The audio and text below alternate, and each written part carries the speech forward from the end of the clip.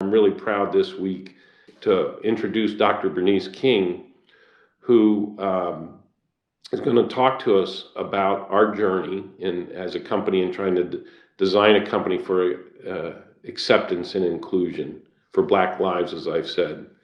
I've been going through listening sessions throughout the company and roundtables, and almost nightly, literally sitting in a small team, deeply considering what are the design elements in a global corporation like ours where Black Lives Matter. How can you see evidence of that in our company?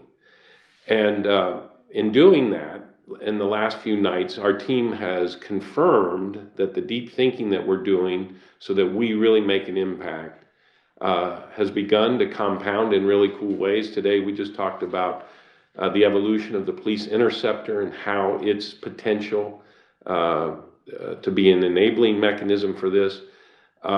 In addition to proving action, that we're taking steps with confidence and determination to make things happen. So I want you to know that we're having these discussions constantly, and we are going to be coming back to you regularly in this forum to demonstrate what we're doing.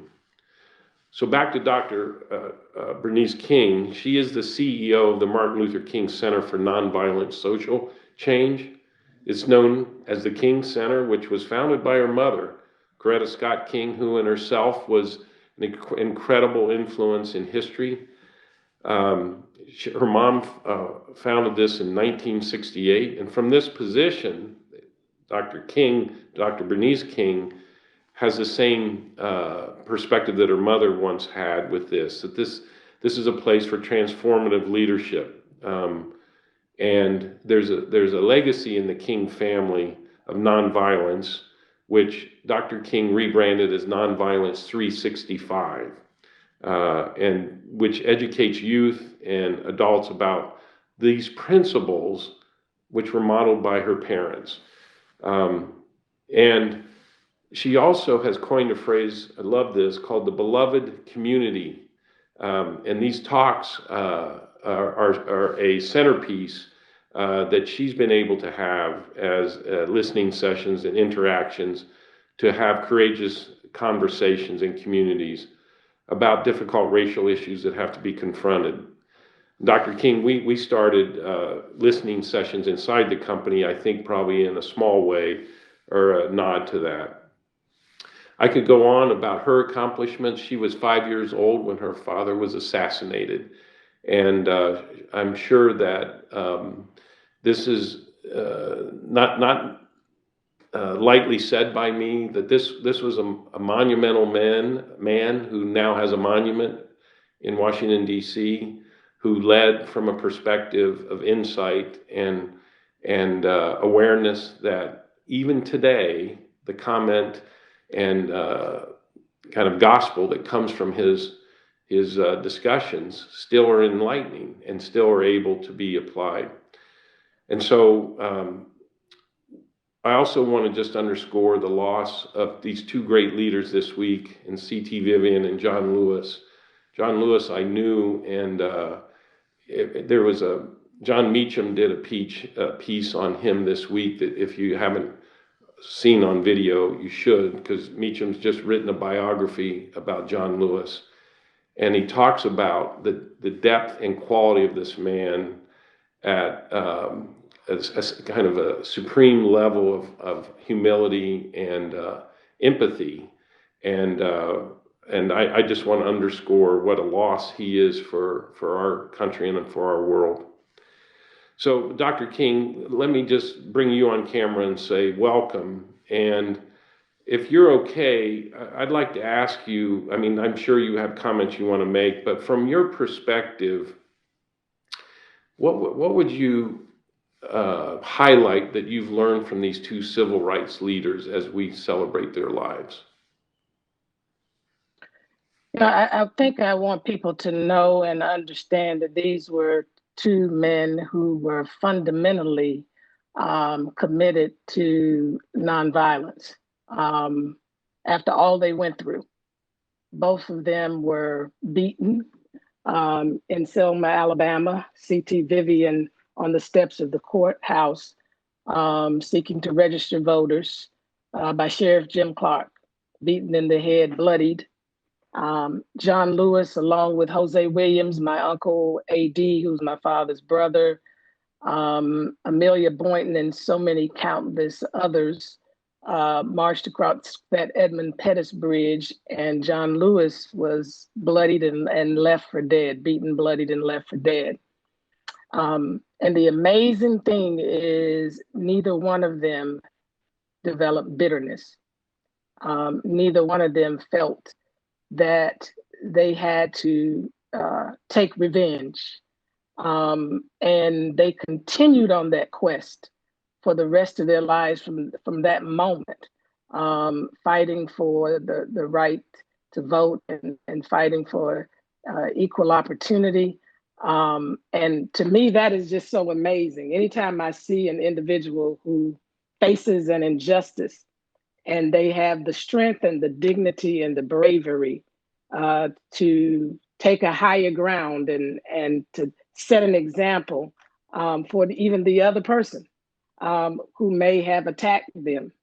That is to be saluted, that is to be celebrated, and that's an example that we need to hold up over and over again in this society. And so that's what I really take from their lives. You mentioned, the humility and the grace with which they both carried themselves. John Lewis was very congruent as a leader. We don't find very, very many congruent leaders, but he was congruent. What he believed, he lived, he pronounced, and he carried forth. We should use him as an example of being true to your conscience and speaking up for others when others can't speak for themselves, and using your influence to really challenge systems and structures and thinking that is very hurtful and damaging to the whole. And so thank you. I always say thank you. Uncle John is what we call him affectionately in our family. And thank you, Dr. Vivian, for an exemplary life. And, I used John Lewis as an example of our fourth principle of nonviolence, which unearned suffering is redemptive. There's no way in the world he knew when he was on that bridge that one day he would benefit from the very right that he was fighting for by serving in Congress, being elected for over 30 something years and serving as an African-American congressperson under the first African-American president for 2 terms. That's what's called unearned suffering being redemptive. And I use that over and over again, especially for young people who may not understand, the suffering and the sacrifice that comes along with trying to create a more just, humane, peaceful, and equitable society. And that there is redemption. That change does come. You may not see it in your lifetime, but thank God John Lewis saw it. And they need that kind of hope. So inspiring, and in so many ways, we could just take the day and talk about those kinds of virtues. Can I ask you, in your travels, Bernice, when you've gotten to speak to the crowd today? Bernice was just on Ellen, explaining what you're hearing. But when you've been able to talk to companies or visit with companies, you and Bill and I were talking about some of the experiences your mom had with businesses. What's your sense of what a great company looks like in this area of racial diversity and inclusion? And I've been coining the phrase, how do we prove that we've designed a company for Black lives, that it matters to them? What would be your instincts? What would be the things you would be looking to see in a business? Well, I think we in all frankness, I think we almost have to go back to ground zero with companies, with corporate America, because many corporations were built without the voice and influence of Black lives. perhaps most and all have been built that way. And so the very value system, the structure, is something that was already in place when Blacks entered into corporate America.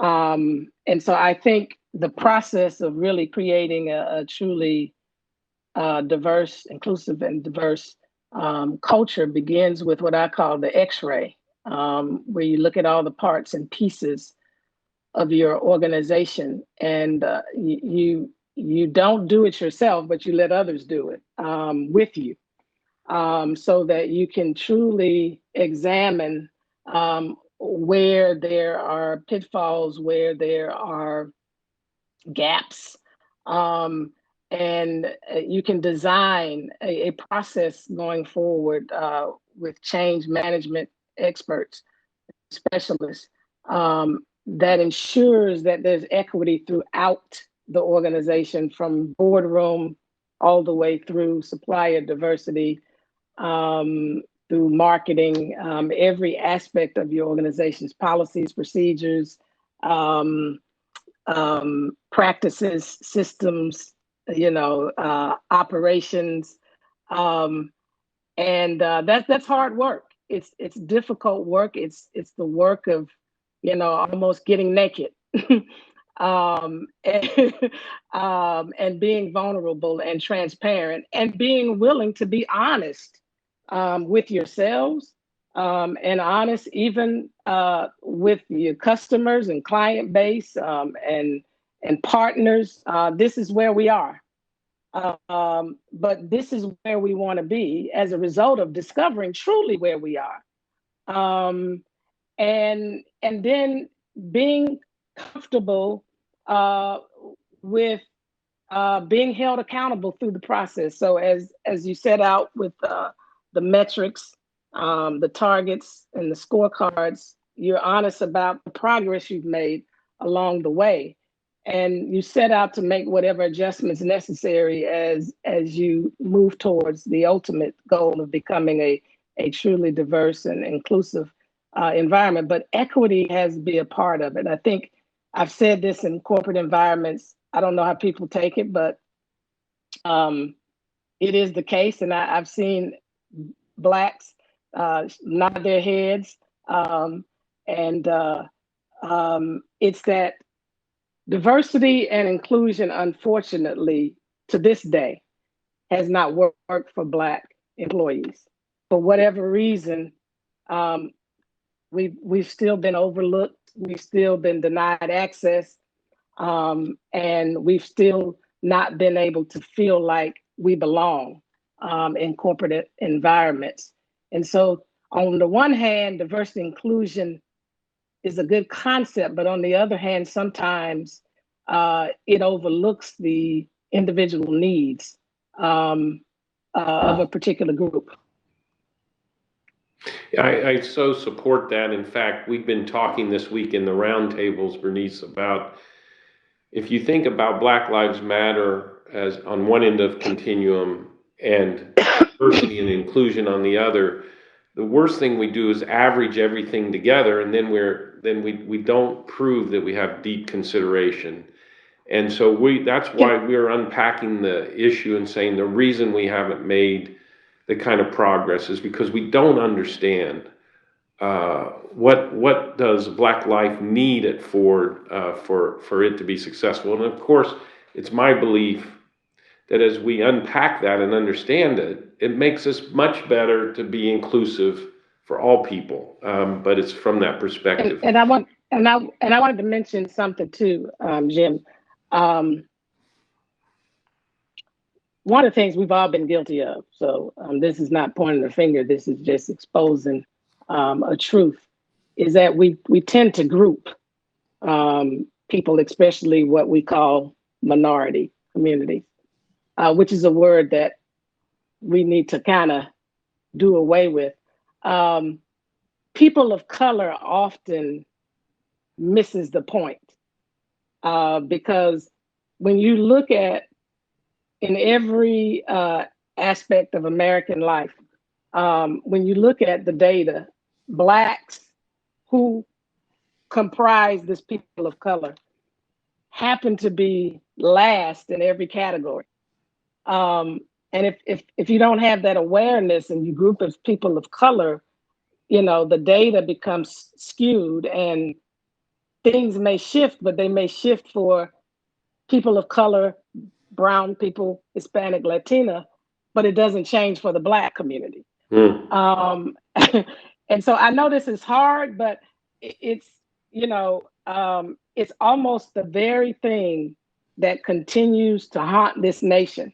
If we don't get it right by Black people specifically, I'm concerned about where we're going to end up as a nation, because there's a long storied past that we have consistently lived as the Black community that people are still not aware of. There are many people that they don't understand their threads that continue, that slavery is over, but white supremacist thinking and operating still persists to this day.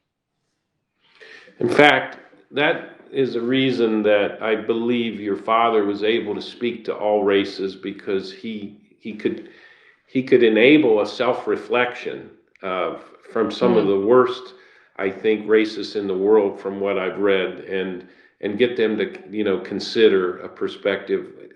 Is this where the notion of beloved communities kind of derived? We're getting people to, as a whole, to have a self-reflection. Talk more about that concept.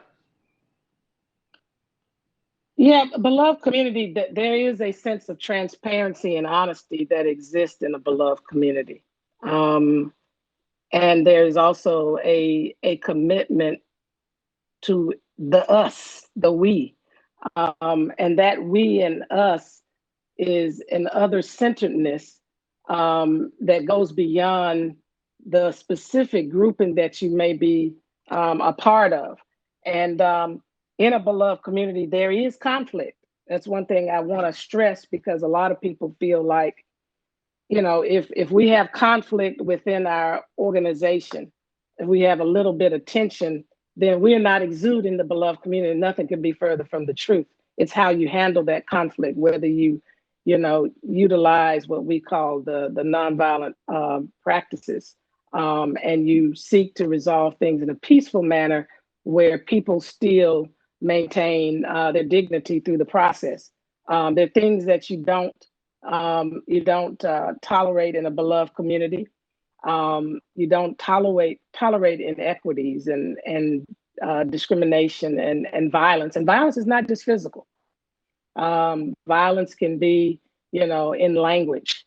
Violence can be, throughout policies, the way people are treated within an organization in terms of fairness. And you all of your policies, practices, and your language are infused with love in a beloved community. And so, yes, in order to get to that place, people have to be willing to be transparent, and they have to be willing to be brave, and they have to be willing to share. That's a fundamental element in the beloved community, is sharing of power and sharing of resources, which sometimes makes people a little uncomfortable, because people think, well, does that mean that I'm just doing a handout? No, but if there are some inequities in a system that were created by policies and practices that cause these imbalances, then there has to be room to correct that. And sometimes correcting that, as my father said, when you do something against a race of people or a group of people for 400 years, then you have to do something for them. And that's always been a difficult part in these discussions. Bernice, let me ask one more question, then we'll take questions from our audience. I saw your eyes when you were talking about your mom, and this is an area that really matters to me and my wife. We've invested in what I would say uplifting Black women who I would say have less than a 2.5 grade point average, but have all the talent in the world to be in college.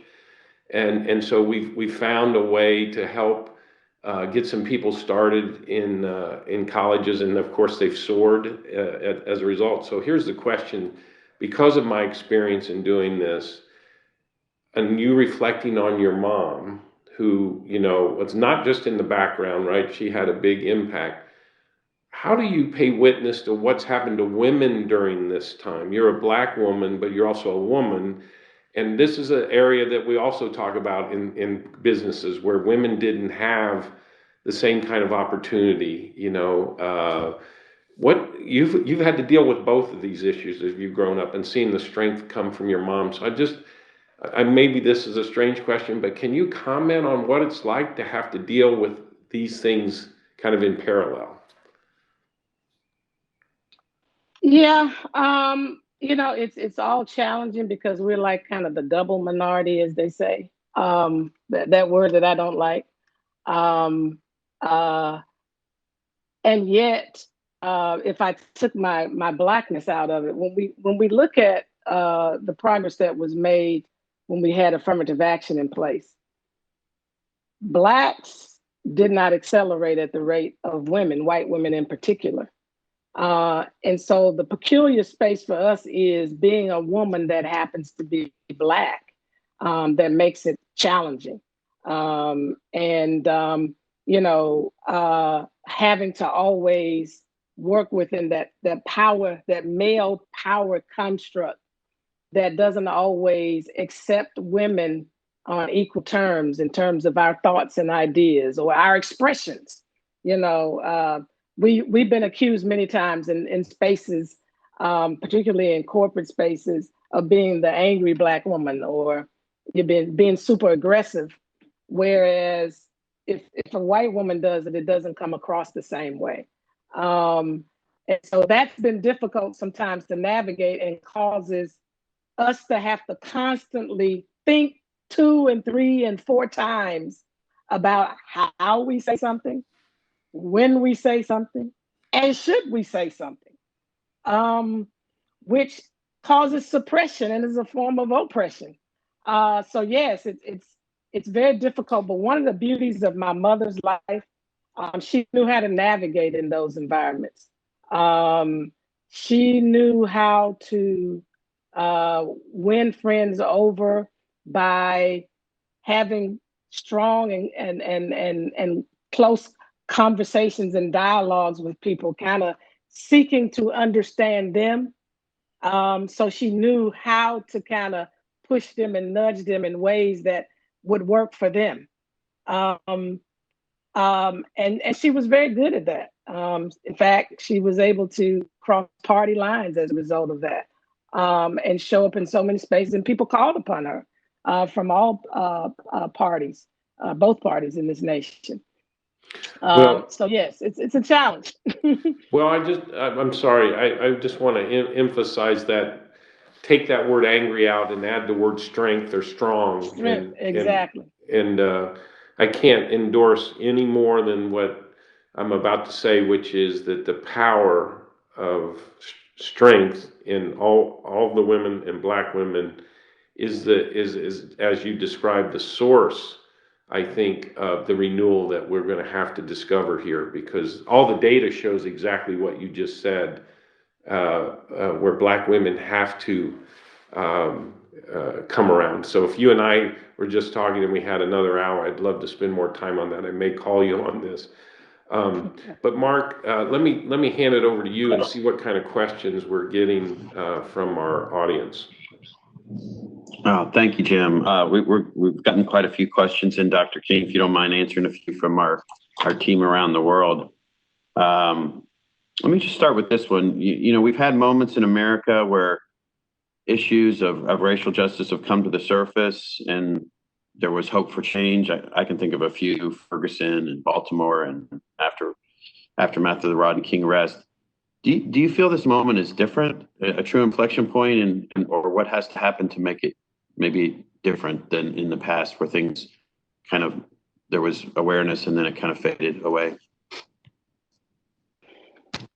If I had to say that there's a difference, it's because the pandemic put us on a pause, and it it put us in a position where all of us were not as distracted by our day-to-day responsibilities, and we got a raw look at what it's like really to be Black in America, and sensitized a lot of people, shocked, sensitized, and awakened a lot of people, particularly those that are not Black. And I think this is an inflection point because, the conversations we're having now, the commitment that some corporations, organizations are making, not just in this moment, but really looking at the long haul, make this moment really different. And the fact that there are efforts that are being made today in so many places and municipalities to look at their policing practices and policies, and reimagining it. I think that didn't happen in 2012, Trayvon Martin, 14, Michael Brown, but it's happening now. And I think the the blessing, if I might say it, of the pandemic, and I won't say it's a blessing, but the opportunity, maybe that's the way I'll say, that has come as a result of this pandemic, kind of continues to put us in this position where we're forced to deal with it. Unlike last time, after so much time, people would just go back. But now we can't do that because this pandemic has us in this state of really doing this internal assessment of who we are individually, who we are collectively as a nation, and who we want to be as a nation. Thank you. Here's another question is, very simply, how do we enforce culture change without the majority feeling threatened? Can you just talk about that a bit? Wow. Wow.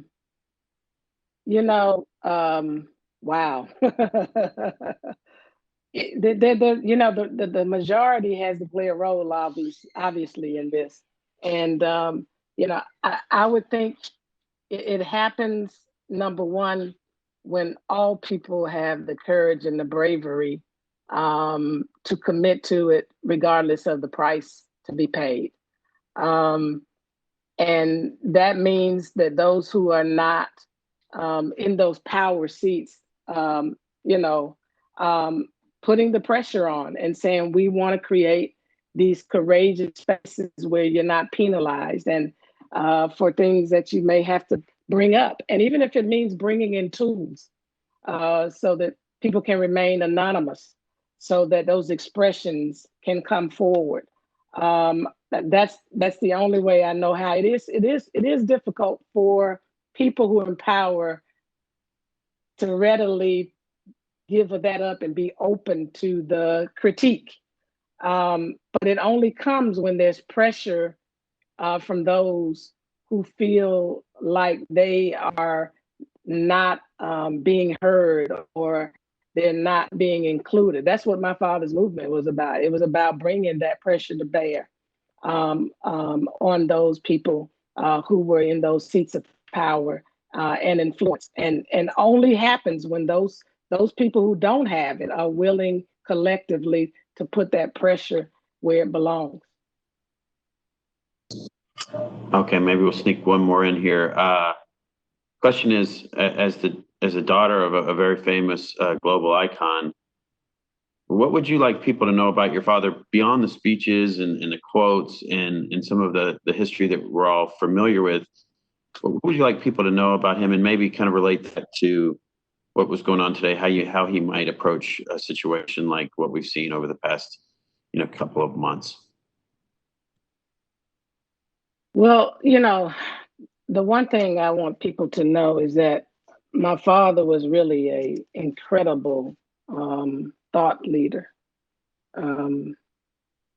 He wrote several books during his lifetime, one of which I believe is a blueprint for where we are and where we need to go, entitled "Where Do We Go From Here? Chaos, a Community," which I recommend to everybody to read, because he gave us all of the tools and the insight that we need to create a love community.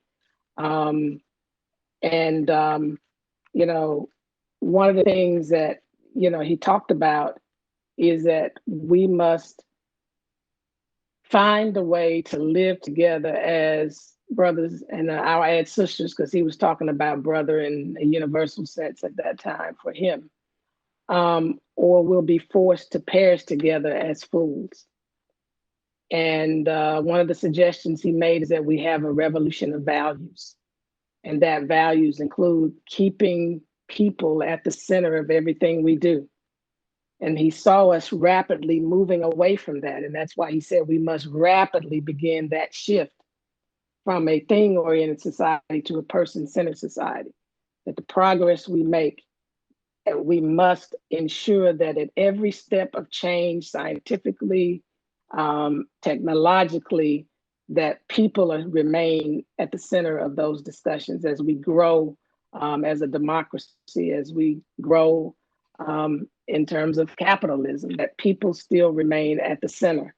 And I think that's important for people to know, and that the strength of who he was the nonviolent philosophy and methodology that he left for us to utilize to create this beloved community, to create this just and equitable, humane, and peaceful world.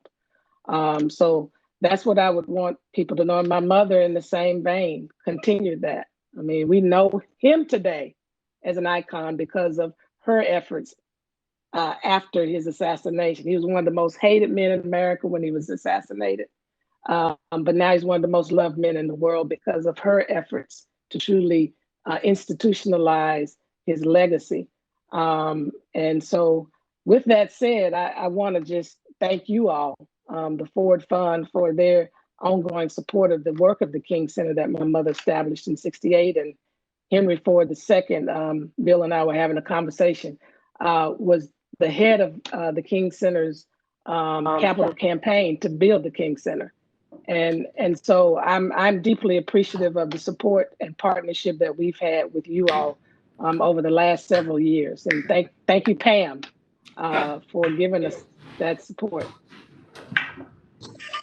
Thank you, Dr. King. Thanks so much for your time. Maybe Bill or Jim, just any final words and to just close off this discussion? Yeah, I know, Bill. Bill, let you go first. I do have something I want to say too. Sure. This is so refreshing because in a world of shrill voices everywhere and everybody angry, it's so hard to have a conversation, and to have Dr. King here with her philosophy and her strong voice. It's really been interesting. As we've been sitting here, I've been getting texts from my colleagues all around the company saying, this is the best town hall we've had.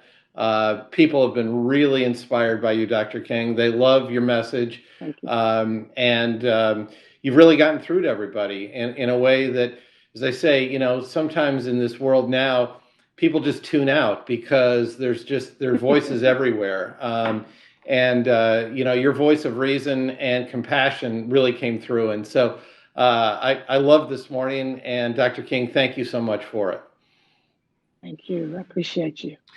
Bernice, I just want to add, I had the goose pimple moment when you were just describing at the center of the dilemma, of the challenge, when your dad was thoughtful and he said at the core, we have to design around people is just, I had a goose pimple moment, and that's a gift you gave me today and you gave our company, and inspiring doesn't do enough to thank you for taking the time to talk to us. This is a harsh medium, for us to do this kind of thing, and you need to know you come through and reach us in a really warm way. It's a real gift. Yeah.